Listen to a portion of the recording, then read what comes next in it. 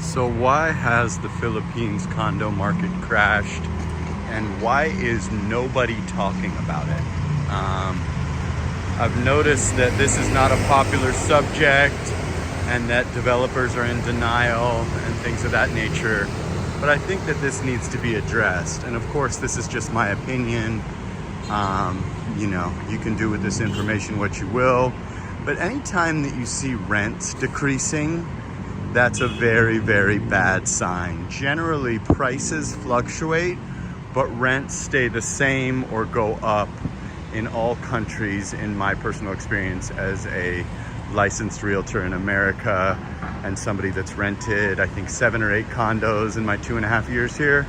So when you see rent prices decreasing, that in the most popular area of the Philippines, that is a serious red flag for investors. Now, if you're just buying a condo to live, you're comfortable with your price, or you get a fire sale from a foreigner that bought one and got dumped by their girlfriend or had a family emergency or whatever the case may be, you're all good. But if you're thinking from an ROI investment perspective, and the condo I'm living in, I'm paying $45K.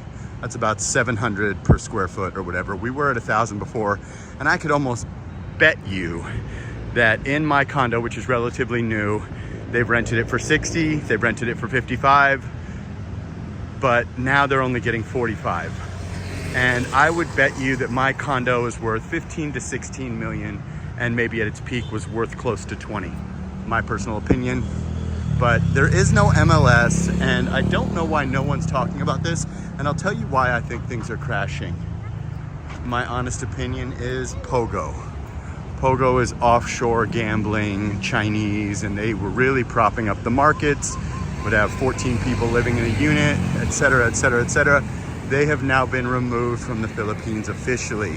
And I think people were heavily banking on them to carry the market and different things that I won't discuss, that were propping up the market and inflating the value of condos that are, some of them are, 20 square meters, some of them are 100 square meters. That's 200 square feet to 1,000 plus square feet. And I think that really had a lot to do with the success, quote unquote, of the markets, and why the markets are crashing from a rent and buying perspective. Now, the developers are in denial. The developers will not tell you that the market is crashing. People will chime in on this and say this is not happening, or why are you exposing this? I'm simply giving my opinion. Trust me, my channel doesn't have that much power to make big, $1 million decisions for my casual viewers. Simply sharing my perspective on what's going on here as somebody that's rented quite a few condos here. My girl owns a condo. I have a background in real estate in America, and my family owns quite a bit of real estate in Los Angeles, California. So this is my opinion. My opinion is not fact. Do your own research, DYOR. So in my opinion, the market is crashing, and I can tell by the rent prices. The Gramercy, for instance, used to live there. Got a steal of a deal on a penthouse on the 70th floor, just a studio type, but it was $30K. I think the real value on that was about $45K. It was a bit rough when I moved in. I had to make some improvements to it. And back then, regular units on lower floors were renting for $30,000 to $35,000. I now know of a unit there for $23,000.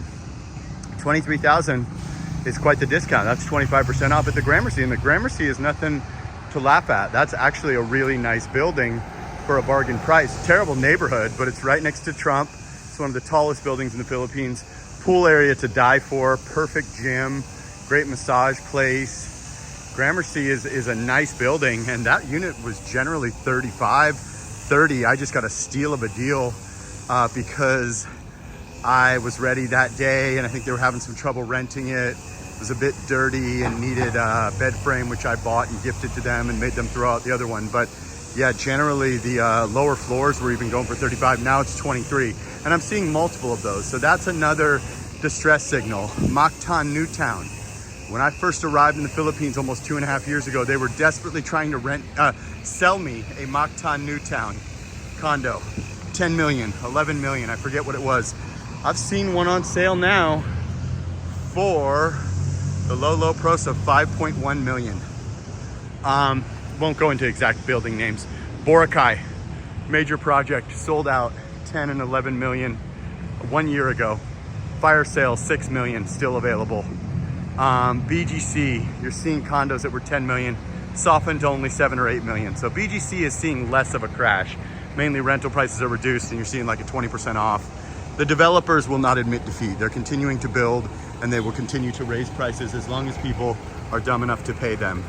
And there's a sucker born every minute. There's guys with deep pockets thinking American dollars and that it's cheaper. It's actually less square feet or square meters, and you really need to do your due diligence before you rent a condo for 130,000 and then realize your neighbor's paying 85 and they got the real price.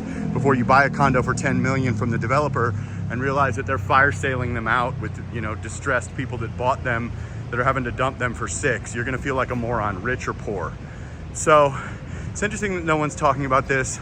I believe that the POGO is a big reason why this is crashing, and just the overall people are getting smart. A lot of foreigners are probably buying properties with their girlfriend, or they found a long-term girl and they ended up buying a property in her name, or they bought a cheap condo somewhere on a fire sale or whatever the case may be. But the rental demand seems to be a bit diminished, and I'll tell you where the demand is still strong is in studios. A lot of people don't have the money to even pay like 45 or 50 because they're not really a digital nomad, or they're just watching their money go down every month.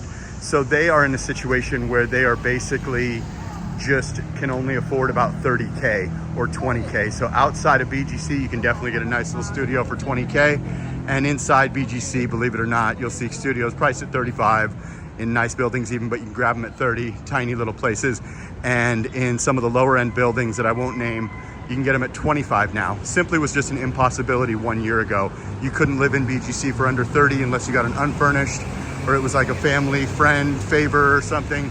Now there's 25 furnished, stuff like that. So the market has definitely softened from Cebu to other areas of Manila to Bonifacio Global City from a rent and purchase perspective, and in Boracay. These are just markets I'm familiar with. I'm sure this is happening across the Philippines, and these overpriced, tiny, mainly foreigner marketed only condos. Philippines, there's no middle class. There's rich, there's poor. And a rich Filipino would just buy a condo. They wouldn't be renting a condo for 100K or even 50K, because that just wouldn't make sense, okay? So these are straight foreigner marketed. You can be the one to say no and realize that enough is enough, or you can buy, and if you're not looking at it from a investment perspective, it's fine.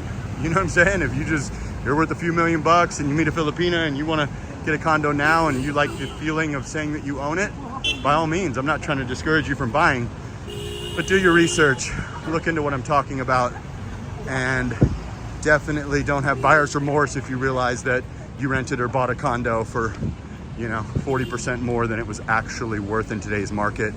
I know places where developers are still marketing the condos at another property in Boracay for, 8 million, but yet there's people fire sailing them for 5.5.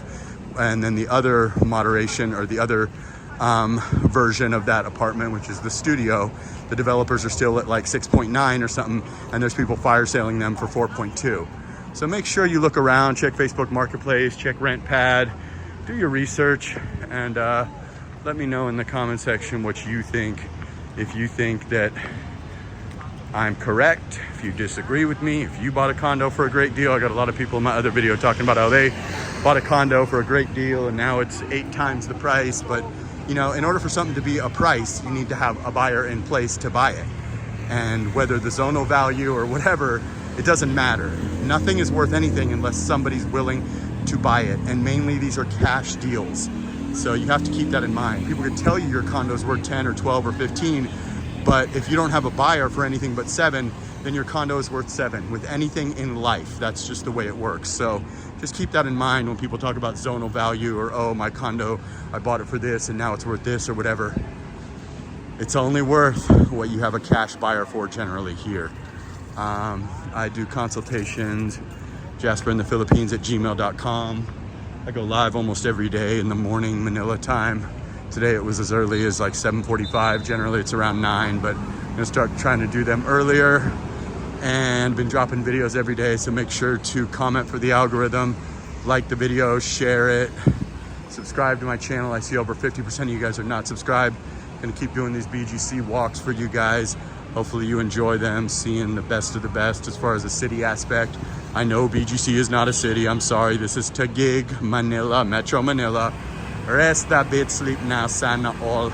Signing off from the big bad Bonifacio.